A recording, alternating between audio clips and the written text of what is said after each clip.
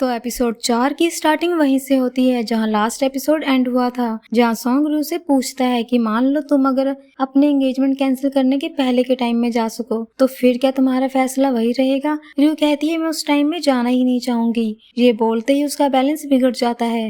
Song उसे hold कर लेता है लेकिन तभी रू उसके फेस पर ही छींक देती है। इससे सॉन्ग को तो बड़ा गुस्सा आता है। दोनों पूल से बाहर आते हैं। सॉन्ग हमेशा अपनी कार में एक्स्ट्रा कपड़े रखता था, वही कपड़े वो रू को पहनने के लिए देता है और सॉन्ग के कपड़े उसे बहुत बड़े हो रहे थे। सॉन्ग उसे टीज करते हुए कहता है कि तू कितनी छोटी है।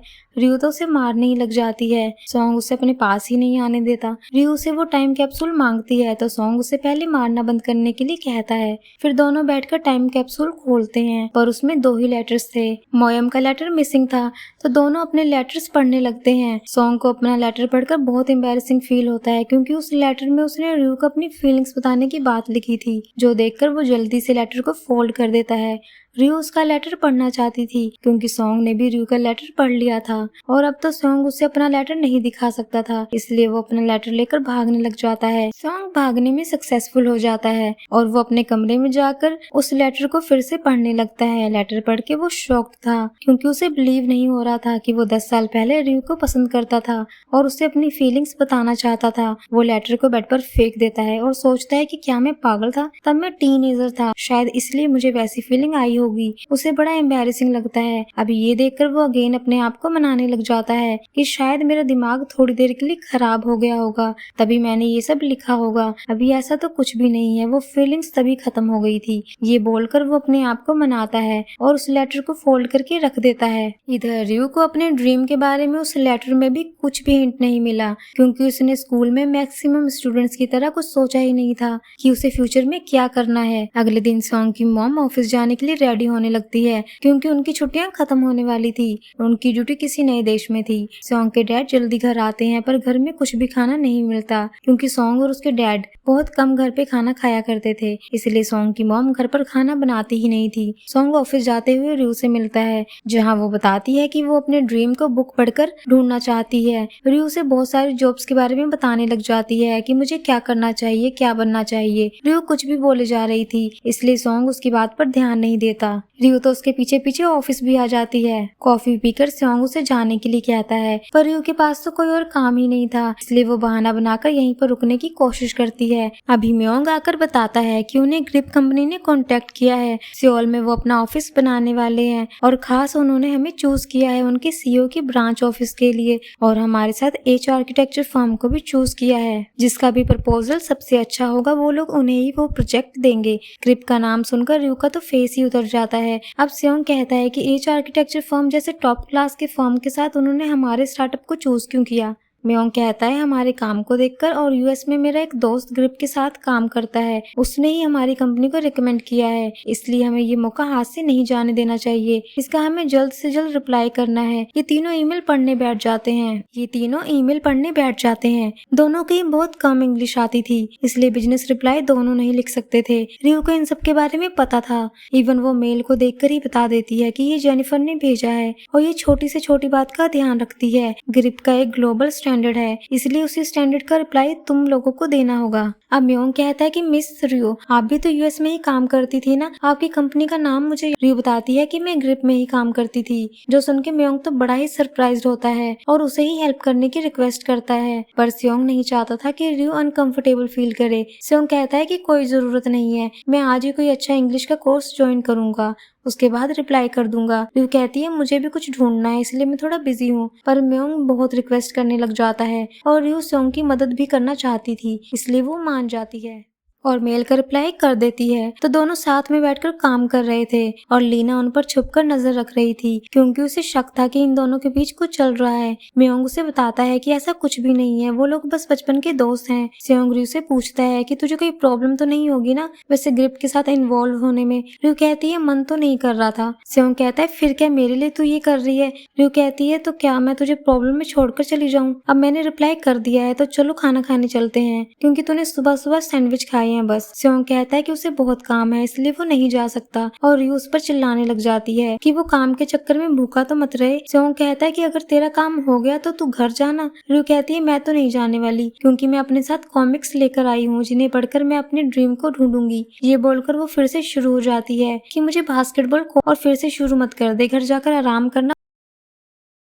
इधर स्योंग की मॉम मिनिस्ट्री में पहुंचती है जहां वाइस मिनिस्टर बताते हैं कि वो जल्द उन्हें बताएंगे कि उनकी नेक्स्ट ड्यूटी कहां पड़ने वाली है। इधर मोयम एक शॉप में ड्रिंक लेने आई थी और इस ड्रिंक पर सेम टाइम पर दानो भी हाथ रख देता है। अब दोनों यहाँ एक दूसरे को देखकर सरप्राइज होते हैं। मोयम उससे पूछती है कि वैसे तुम्हें मेरा नाम कैसे पता चला। दानो कहता है कि मैंने पता लगाया क्योंकि मैं इतनी जल्दी किसी की मदद भूलता नहीं हूँ। रयू पूछती है क्या तुम यही आसपास रहते हो, तो दानो बताता है कि हाँ मैंने अभी रिसेंटली यहाँ शिफ्ट किया है। मोयम कहती चलो अच्छी बात है, अब हम लोग नेबर्स हैं तो अब हम मिलते रहा करेंगे। दानो ने अभी भी कैन को पकड़ा हुआ था। मोयम कहती है कि अब तो कैन छोड़ दो क्योंकि ये मेरी फेवरेट ड्रिंक है और ये आखिरी कैन बचा है। पर दानो को भी यही ड्रिंक पसंद थी इसलिए वो तो उसे देने से मना कर देता है। मोयम कहती है मैंने इस पर पहले हाथ रखा इसलिए ये तो मेरा हुआ। वैसे भी ये इतनी एनर्जेटिक ड्रिंक है कि ये पूरे दिन की थकान मिटा देती है। मैं इसे पिछले 20 साल से पी रही हूँ और मुझे ये बहुत ज्यादा पसंद है। दानो कहता है कि मैं तो इसे 21 साल से पी रहा हूँ। तभी यहाँ पर स्योंग और रयू भी आ जाते हैं जो इन दोनों को देखकर थोड़ा चौंक जाते हैं। दानो स्योंग को हाई करने के लिए अपना हाथ हटा लेता है इसलिए मोयम को ड्रिंक मिल जाती है। फिर दानो उन्हें यहाँ शिफ्ट होने के बारे में बताता है। हमें यहाँ पता चलता है कि दानो असल में एक न्यूज रिपोर्टर है। रयू कहती है कि ये काफी सरप्राइजिंग है, तुम स्योंग और मोयम दोनों को ही जानते हो। मोयम उसे थैंक्स कहती है ड्रिंक उसे देने के लिए। दानो कहता है मैंने तुम्हें ये दिया नहीं है, मैंने जब स्योंग को हाई कहा तब तुमने मुझसे छीन ली। रयू कहती है तुम दोनों का टेस्ट कितना सिमिलर है। दानो कहता है हालांकि हम पहली बार मिले पर रयू मेरे को ऐसा लगता है कि मैंने तुम्हें कहीं देखा है जो मुझे याद तो नहीं आ रहा। रयू कहती है मैं 10 साल कोरिया में नहीं थी और शायद मैं इतनी ब्यूटीफुल हूँ इसलिए शायद ऐसा है। तब स्योंग उसका मजाक उड़ाते हुए कहता है कि ऐसा नहीं बोलते रयू, लोग तुम्हें पत्थर भी मार सकते हैं। इनका झगड़ा शुरू ही होने वाला था कि दानो कहता है कि शायद मुझे कोई गलती हुई होगी, वैसे तुम तीनों बचपन के दोस्त हो। स्योंग कहता है कि हाँ कह सकते हो, एक्चुअल में हम तीनों की मॉम फ्रेंड्स हैं इसलिए हम तीनों भी बचपन से ही दोस्त हैं। स्योंग उससे पूछता है कि वैसे तुम इससे पहले कहाँ रहते थे। उस सवाल को दानो थोड़ा अवॉइड कर देता है, उसे कोई काम याद आ गया था तो वो अचानक से चला जाता है। इससे मोयम को तो उस पर डाउट होने लगता है। वो सब उसी बारे में बात करते हुए आ रहे थे। स्योंग कहता है कि वो उसकी पर्सनल चॉइस है, शायद वो हमें नहीं बताना चाहता होगा। मोयम कहती है कि उससे तो ये सस्पिशियस लग रहा है। फिर रयू टाइम कैप्सूल में से एक लेटर गायब होने के बारे में बताती है। मोयम बताती है कि मैंने कुछ दिन पहले ही उसे निकाल लिया था। फिर रयू उससे पूछती है कि क्या तूने हम दोनों के लेटर्स पढ़े। मोयम कहती है कि हाँ। रयू कहती है कि इस धोखेबाज के लेटर में क्या लिखा था। उसने मेरा लेटर तो पढ़ लिया पर इसने अपना लेटर मुझे नहीं दिया। अब मोयम ने पढ़ तो लिया था इसलिए उसे पता चल चुका था कि रयू के लिए सॉन्ग की फीलिंग्स के बारे में, इसलिए सॉन्ग काफी घबरा रहा था, जिसे देखकर मोयम बहाना कर देती है कि मुझे याद नहीं है उसने लेटर में क्या लिखा था। सॉन्ग तो कॉल का बहाना करके निकलने की कोशिश करता है, वही क्योंकि मोयम ने सच नहीं बताया था इसलिए उनके साथ ही आ जाता है। तो नेक्स्ट डे सॉन्ग के ऑफिस में रयू ग्रिप रिप्रेजेंटेटिव के साथ वीडियो कॉल के थ्रू प्रोजेक्ट के बारे में डिस्कस करती है और ग्रिप कंपनी से कुछ लोग पर्सनली उनके साथ मीटिंग करने के लिए कोरिया आएंगे, इसलिए ये लोग मीटिंग डेट फिक्स करते हैं। इससे सभी लोग बहुत खुश होते हैं। म्योंग स्पेशली थोड़ा ज्यादा ही खुश था और एक्साइटेड था। ये दोनों तैयारी में बिजी हो जाते हैं लेकिन इनका वीडियो कॉल अभी तक डिस्कनेक्ट नहीं हुआ था। इससे रयू को उनकी बातें सुनाई दे जाती है। इसमें वो लोग बोल रहे थे कि ये बस एक फॉर्मेलिटी मीटिंग होगी क्योंकि ये कंपनी स्टार्टअप है, इसलिए ये लोग एच आर्किटेक्चर फर्म के सामने कुछ भी नहीं है। फिर भी रिकमेंडेशन है इसलिए हमें मिलना तो पड़ेगा, वैसे भी जाकर उन्हें मना ही करना है।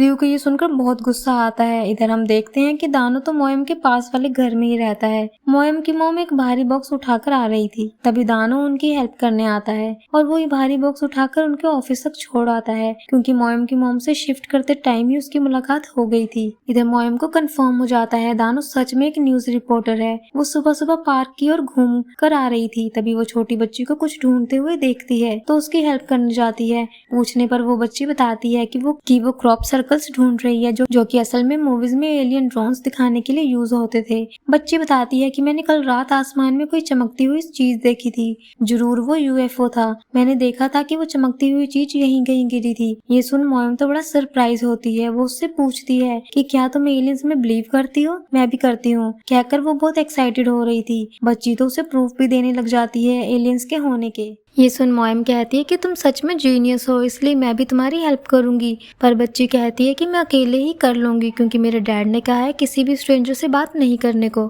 इसलिए आप चले जाओ। फिर वो अकेले ढूंढने लग जाती है। मोयम तो इस छोटी बच्ची की बात से बहुत इम्प्रेस होती है। उधर दानो मोयम की मॉम के ऑफिस में बॉक्स रख देता है। तभी वहाँ रियो की मॉम भी आ जाती है। वो उनसे भी अपना इंट्रो करता है, फिर चला जाता है। रियो की मॉम को तो दानो बहुत ही अच्छा लगता है, इसलिए वो मोयम की मॉम से कहती है कि दानो एक रिपोर्टर है, स्ट्रॉन्ग है और बहुत अच्छा दिखता है, रियो के साथ इसकी जोड़ी अच्छी रहेगी। मोयम की मॉम कहती है कोई चांस नहीं है। इसका रीजन वो बताने ही वाली थी, पर वहाँ पर एक कॉल आ जाती है। पर मॉम को तो दानो रियो के लिए परफेक्ट लग रहा था।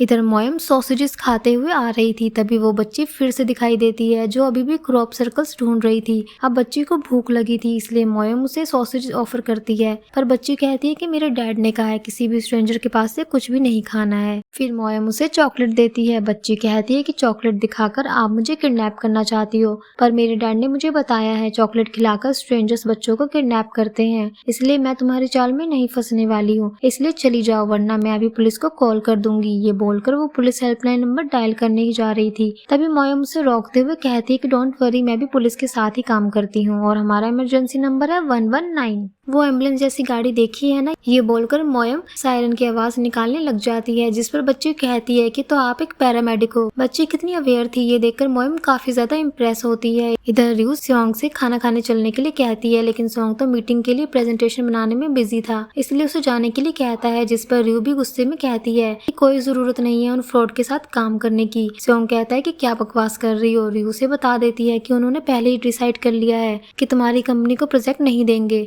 उन्होंने ऑलरेडी एच आर्किटेक्चर फर्म को सिलेक्ट कर लिया है और तुमसे बस फॉर्मेलिटी के लिए मिलने आने वाले हैं। शायद वो लोग तुम्हारे आइडियाज को चुरा भी सकते हैं। उस दिन कॉल डिस्कनेक्ट नहीं हुआ था, तब मैंने उनकी बातें सुन ली थी, इसलिए इस पर ध्यान देने की जरूरत नहीं है। सोंग म्योंग से इस चीज के बारे में बताने से मना करता है और तुमने ऐसा कुछ नहीं सुना, ये बात मान लो। भले ही तुमने उनकी बातें सुन ली, पर ऑफिशियली हमें कुछ भी कंफर्म नहीं है, इसलिए मुझे ऑफिशियली हमारा काम तो करना ही होगा। रियो से समझाती है कि तू बेकार मेहनत कर रहा है, हम सबको पता है कि तू कितना कैपेबल है और वो ग्रिप वाले तेरा प्रेजेंटेशन अच्छे से देखेंगे भी नहीं, क्या फायदा ऐसे दिन रात एक करके मेहनत करने का। सियोंग उसे कहता है कि चाहे कितनी भी मुश्किल हो, पर मैं आधे अधूरे मन से काम नहीं करता, मैं हमेशा अपना बेस्ट देते आया हूँ और आज भी दूंगा। रियो उस पर चिल्ला के कहती है कि बेकार की जिद क्यों कर रहा है, मैं जानती हूँ उन लोगों को, वो लोग कितने बुरे हैं, उन्हें किसी की मेहनत नहीं दिखती, बेकार मेहनत क्यों कर रहा है। सियोंग कहता है कि तू शायद मुझे नहीं जानती और मेरे हार्डवर्क की वजह से तुझे कुछ भी कहने की जरूरत नहीं है। रियो भी गुस्से में कहती है कि तो फिर मैं इन सबसे बाहर हूँ और मिस्टर म्योंग भी ये जाना डिजर्व करते हैं। वहीं लीना जिम में जाती है जहाँ डोंगजिन ट्रेनर था।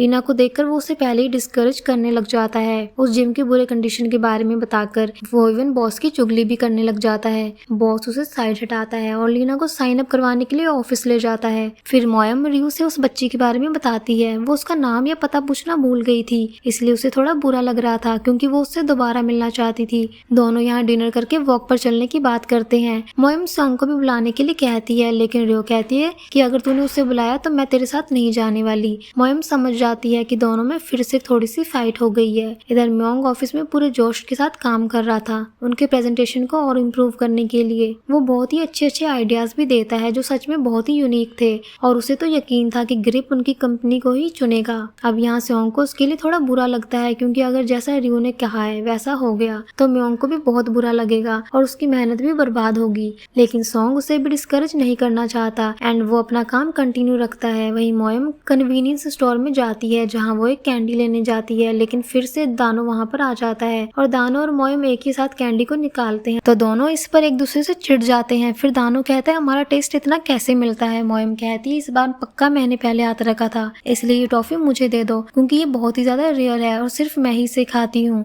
इवन ये स्टोर वाले भी सिर्फ मेरे लिए इस फ्लेवर की टॉफी को लाते हैं। इस पर दानो कहता है कि आज से इनकी डिमांड बढ़ जाएगी, पर तब एक पार्ट टाइमर टॉफी का बॉक्स ले आती है। ऐसे दोनों ही खरीद कर बाहर चले जाते हैं। बाहर दानो और मोयम को अपनी कार में लिफ्ट देने की बात करता है, लेकिन मोयम मना कर देती है। मोयम नोटिस करती है कि ये कार तो उसी बंदे की है जिसने ट्रैफिक क्लियर करने में हेल्प की थी और मोयम उससे बहुत इम्प्रेस हुई थी, लेकिन अब वो चिढ़ भी जाती है कि दानो हर बार उसकी फेवरेट चीज छीन लेता है। दानो घर आकर अपने सामान की अनपैकिंग करने लगता है। इसमें उसे कैमरा मिलता है, कैमरा में उसे एक मेमोरी कार्ड मिलता है जिसमें उसे उसे 2007 और 8 में हुए ओलंपिक सिलेक्शन मैचेस का वीडियो एंड फोटोज मिलते हैं। इसमें नेशनल स्विमिंग कंपटीशन की भी फोटो थी जो सेओंग ने जीता था। उस मैच के दौरान दानो ने भी काफी सारे फोटोज खींचे थे।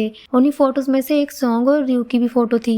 तभी जब दानो ने रियो को सेओंग के साथ पहली बार देखा तो उसे वो पहचानी हुई लगी। इधर सेओंग मीटिंग के लिए तैयार हो रहा था। जाते हुए सेओंग रियो के दिए हुए पौधे में पानी भी दे जाता है। अभी दानो रियो को उसके साथ वाली फोटो को भेजता है और उसे इस पर कोइंसिडेंस के बारे में बताता है। म्योंग सेओंग से रियो के बारे में पूछता है। सेओंग कहता है कि वो नहीं आ रही, लेकिन ऑफिस से बाहर आते ही रियो को वो लोग अपने सामने देखते हैं।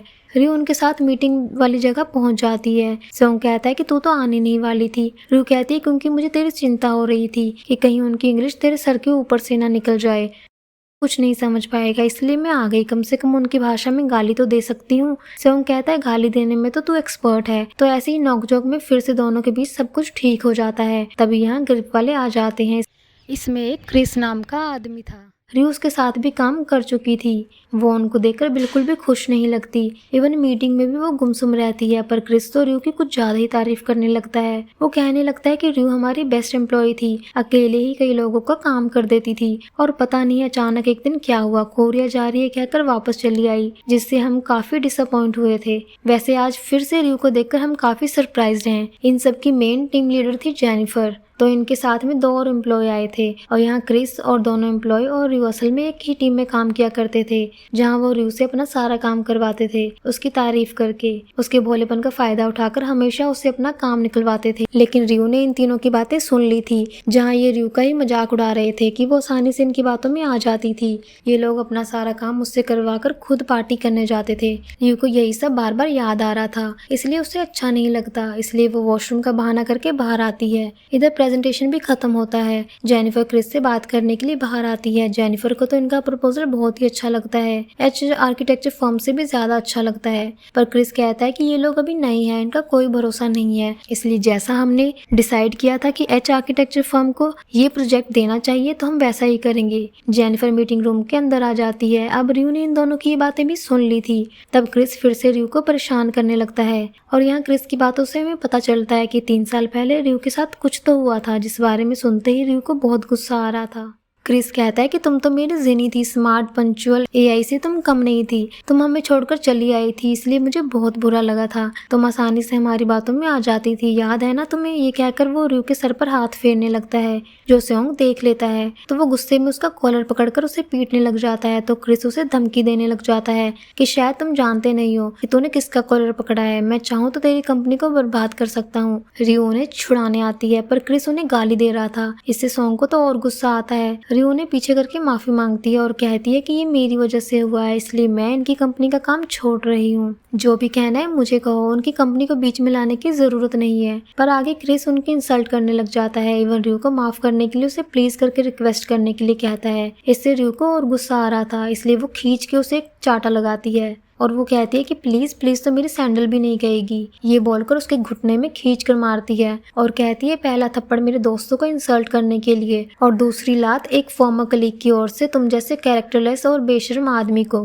क्रिस डर के मारे चुप हो जाता है और कुछ कहने जाए इससे पहले रियो कहती है याद रखना, अगर तूने उनकी कंपनी के साथ कुछ भी किया तो तूने जो घोटाले किए हैं उनके प्रूफ ढूंढने में मुझे टाइम नहीं लगेगा। तेरे खिलाफ सारे प्रूफ में जब चाहे ग्रिप भेज सकती हूँ, ये बात याद रखना। ये बोलकर वो चली जाती है। अब सेओंग उससे बात करने जाता है, लेकिन रियो कहती है कि अब वो अभी थोड़ी देर अकेला रहना चाहती है। अब सेओंग उसे दूर से ही फॉलो करता है। अब हील्स की वजह से रियो के पैरों में दर्द हो रहा था, इसलिए सेओंग उसके लिए स्लीपर्स ले आता है। रियो उसे क्रिस के बारे में बताती है कि शायद मेरी ही गलती थी, इसलिए मैं कंपनी छोड़ छाड़ के चली आई। सेओंग कहता है तेरी कोई गलती नहीं थी, उन्होंने जो तेरे साथ किया वो हैरेसमेंट था, तू बस उन्हें दोस्त समझकर काम कर रही थी, इसलिए अपने आप को ब्लेम मत कर। रियो को अब भी ठीक नहीं लग रहा था, इसलिए सेओंग उसे अपने साथ कर्स वैली में ले जाता है, जहाँ वो लोग मानते थे कि अगर लॉक में पूरे दिल से कुछ भी लिखकर यहाँ रखा जाए तो सच हो जाता है। इसलिए सेओंग एक लॉक उठाकर क्रिस के बारे में उल्टा सीधा लिखने लग जाता है, क्रिस एंड गैंग के साथ क्या क्या बुरा होना चाहिए। थोड़ी देर में रियो भी उसे ज्वाइन करती है और दोनों मिलकर उन सब के बारे में बहुत बुरा भला लिख लेते हैं। रियो को भी अब काफी अच्छा लगता है। सेओंग कहता है कि उन्होंने के पॉप और के ड्रामा बहुत देखा होगा, पर अब इन्हें के सुपरस्टिशंस के बारे में पता चलेगा। रियो सेओंग से कहती है कि आज तूने तो इम्प्रेस कर दिया। सेओंग कहता है कि ये मत बोलना कि तू मुझे पसंद करने लगी है, वरना तुझे भी कर्ज दे दूंगा। रियो उसे बकवास बंद करने के लिए कहती है और कहती है कि तूने जिस तरह से अपना प्रेजेंटेशन रखा सब कुछ जानकर उससे मैं इम्प्रेस हुई, इसलिए मैंने भी ठान लिया है कि मैं भी अपने ड्रीम को ढूंढ कर रहूंगी। तभी सेओंग को म्योंग का कॉल आता है जो उन्हें खुशखबरी देता है कि हमें ग्रिप का प्रोजेक्ट मिल गया है, पर इस बार ब्रांच ऑफिस का नहीं बल्कि ग्रिप की एक फ्लैगशिप स्टोर का, जो इससे भी बड़ा प्रोजेक्ट है। उनको समझ नहीं आ रहा था कि ये कैसे हुआ। म्योंग बताता है कि जेनिफर को हमारा प्रेजेंटेशन बहुत ही अच्छा लगा और रियो को ये खुशखबरी भी बता दे कि उस क्रिस को भी कंपनी से निकाल दिया गया है। तभी हमें फ्लैशबैक दिखाया जाता है जब क्रिस को मार पड़ी थी, तब वो मीटिंग रूम में आकर म्योंग पर चिल्ला रहा था और उसे धमकी दे रहा था। तब म्योंग ने सब रिकॉर्ड कर लिया था और साथ ही म्योंग इंस्टाग्राम पर ग्रिप के वाइस प्रेसिडेंट का फ्रेंड था।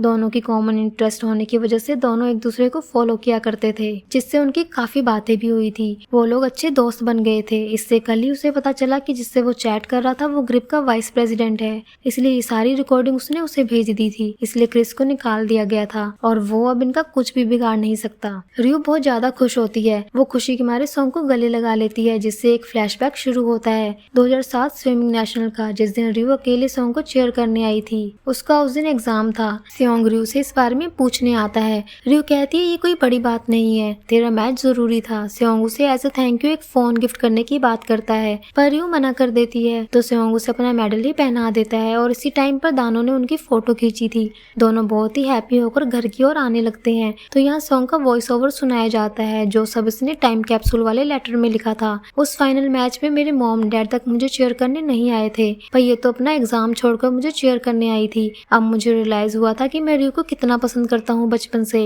लेकिन अब तक कोई भी ऐसा मोमेंट नहीं था जब मैंने उसे पसंद नहीं किया। मेरी कभी हिम्मत नहीं हुई उसे अपनी फीलिंग्स बताने की, क्योंकि मुझे डर था कहीं इससे हमारी दोस्ती खराब ना हो जाए। इसलिए अभी नहीं, जब हम दोनों अपने 20 में होंगे तब मैं उसे अपनी फीलिंग्स के बारे में बताऊंगा। लेकिन जब ये लोग अपने 20s में पहुंचे तो रियो यूएस चली गई थी अपनी आगे की पढ़ाई के लिए। तो सेओंग एक बार रियो से मिलने यूएस आया था। रियो तो दिन से लेकर रात तक उससे बहुत सारी बातें करती रही कि यहाँ वो कितनी अकेली है, उसका कोई यहाँ पर दोस्त नहीं है। सेओंग उसे उसके मॉम के भेजे हुए सारे चीज देता है। इसमें वो उसके सारे फेवरेट कॉमिक्स देता है, जिन्हें देखकर रियो तो बहुत ही ज्यादा खुश हो जाती है कि तू सबसे बेस्ट है और उसे गले लगा लेती है। पर तभी वो सेओंग के करीब आने लगती है। इससे सेओंग की तो हार्ट बीट फास्ट हो जाती है, लेकिन तभी वो उसके कंधे पर सर रखकर सो जाती है। इसके साथ ही प्रेजेंट का सीन दिखाया जाता है। फिर से एक बार सेओंग की हार्ट बीट फास्ट होने लगी थी। तो दोस्तों एपिसोड 4 में ये तो रिवील हो चुका है कि जो सेओंग है वो रियो को पसंद तो करता है, पर उसे ये एक्सेप्ट करने में कितना टाइम लगता है ये तो हमें आगे पता चलेगा। तब नेक्स्ट एपिसोड का हमें वेट करना होगा, क्योंकि ये ऑनगोइंग ड्रामा है, तो इसके नेक्स्ट एपिसोड अभी आए नहीं है। तो दोस्तों अगर वीडियो पसंद आई है तो वीडियो को लाइक कर दीजिए और चैनल पर नए हैं तो उसे सब्सक्राइब कर लीजिए। तो मैं आपको मिलती हूँ नेक्स्ट वीडियो के साथ। तब तक के लिए टेक केयर, अपना ध्यान रखना, बाय।